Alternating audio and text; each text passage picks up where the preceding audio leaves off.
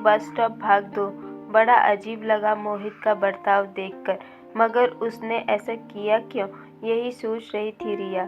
फिर वो अपने स्कूल पर चली गई, मगर उसका मन काम में नहीं लग रहा था। आखिर मोहित ने ऐसा किया क्यों?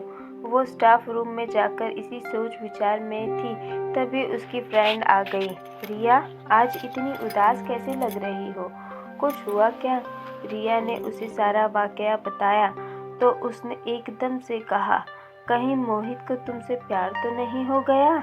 और ये जानकर तुम्हारी मंगनी हो गई है, उसे बुरा लगा हो? रिया एकदम से सकपका गई। अरे ऐसा कैसे? ऐसा तो कुछ भी नहीं था, ना मेरी तरफ से ना उसकी तरफ से। रिया और बेचैन हो गई। अब उसे ये बात क्लियर करनी थी मोहित से, कहीं वो गलत ना समझ ले। अब उसके लिए एक एक पल भारी हो रहा था। कब वो घर जाए और सुबह मोहित से साफ साफ बात करे। उस दिन पहली बार रिया ने गुलाब नहीं खरीदा। वो आज कुछ जल्दी ही बस स्टॉप पर आ गई। काफ़ी वक्त बीत जाने पर भी मोहित नजर नहीं आया। उसके लिए अब और दिक्कत हो गई। आखिर वो मन महसूस कर चली गई। उसका मन नहीं लग रहा था स्कूल में, जैसे उसे आत्मग्लानि हो रही हो। वो मोहित को सिर्फ एक दोस्त मानती थी और प्यार वो अपने होने वाले पति से करती थी। मोहित अगले दिन भी नहीं आया। अब उसे चिंता होने लगी। कहाँ गया मोहित? कुछ हुआ तो नहीं उसकी वजह से? काफ़ी दिन बीत गए। धीरे धीरे रिया अपने काम में व्यस्त हो रही थी। उसकी शादी की तारीख भी नज़दीक आ रही थी, लेकिन अब उसकी नज़र मोहित को ढूंढती रहती थी। कैसे उससे बात हो और उसे सब क्लियर करें। एक दिन अचानक से मोहित रिया के स्कूल पहुंच जाता है।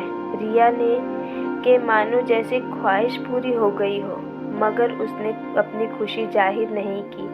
उसने मोहित से स्कूल के बाद मिलने के लिए कहा, ताकि कुछ वक्त अच्छे से बात कर सके।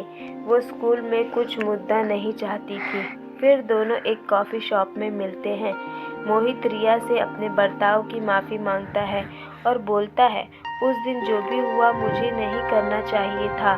रिया उसे समझाती है कि उसके मन में मोहित के लिए ऐसा कुछ भी नहीं, ना ही ऐसा कोई विचार लाना चाहती है।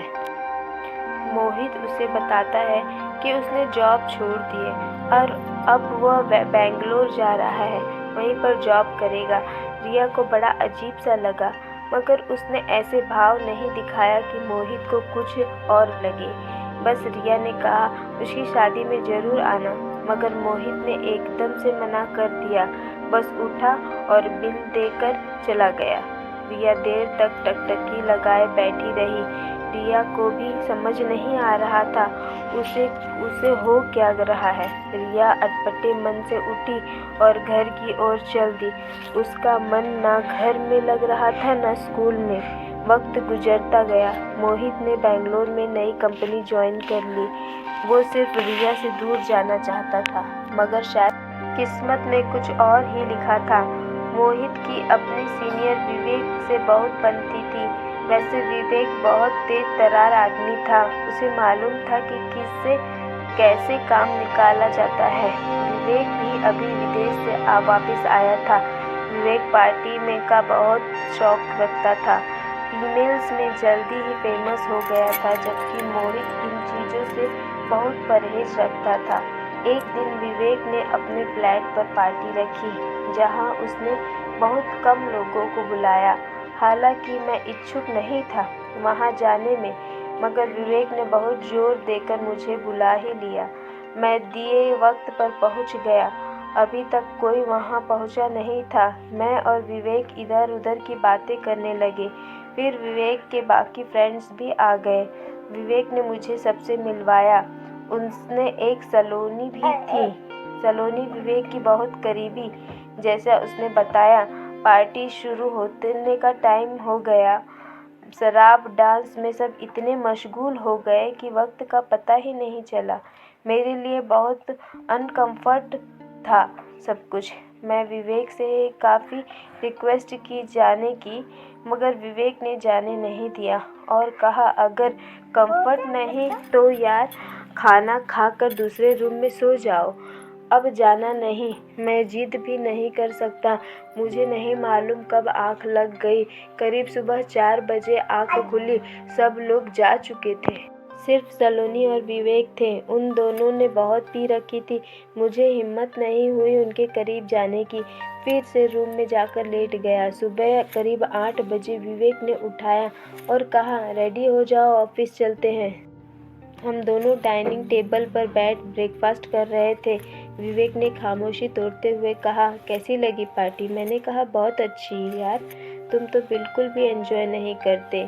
चलो कोई बात नहीं, धीरे धीरे सीख जाओगे। अच्छा सलोनी कैसी लगी? मैंने कहा, हाँ अच्छी है, मुझे बहुत पसंद है ये, मगर मैं इससे शादी नहीं कर सकता। मैंने कहा, क्यों, क्या हुआ?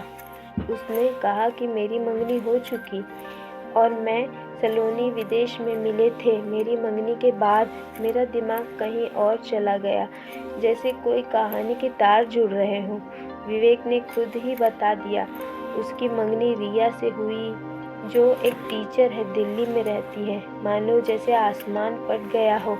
जिससे भागकर इतनी दूर आया था, वही अब फिर से टकरा गई। मेरे मुंह में निवाला नहीं जा रहा था। हिम्मत नहीं जुटा पा रहा था, क्या बोलूं क्या नहीं। बस यही कहा, विवेक मैं घर जाना चाहता हूँ। शेष अंतिम भाग में।